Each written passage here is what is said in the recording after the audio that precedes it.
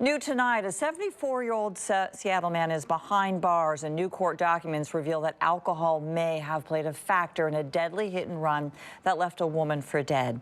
Thanks for joining us, everybody. I'm Michelle Esteban. Now, this all happened in the Skyway area on Thursday night, right along 68th Avenue, right here. This is near the southern tip of Lake Washington. KOMO's Tyler Cunnington joins us now live with more details. He's been combing through those documents. Tyler, what have we learned here?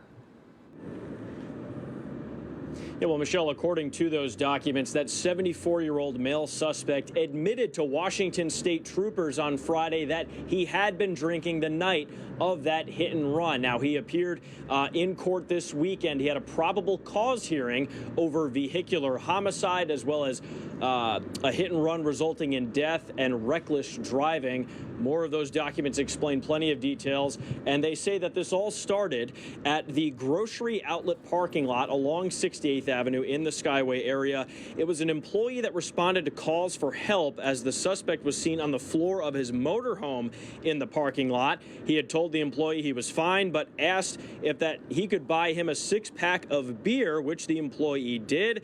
That employee said the suspect had to go across the street to where there was street parking if he wanted to park in his RV any longer. The suspect then drove the car across 68th Avenue, and about 50 minutes later pulls back into the road, strikes that parked pickup truck, which then kept pushing it into a nearby driveway, which is where that woman was pinned against another vehicle and put underneath that pickup truck, which resulted in her death, unfortunately.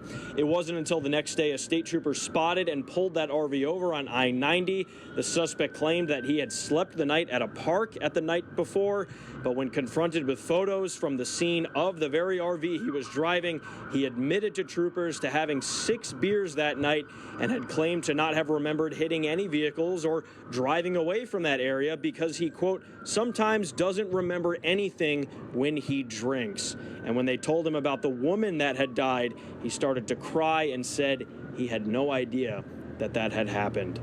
Now, that suspect remains in King County Jail on a $250,000 bail.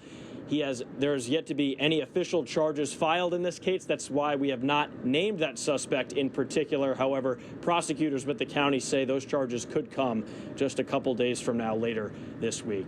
Live here in Seattle, Tyler Cunnington, KOMO News.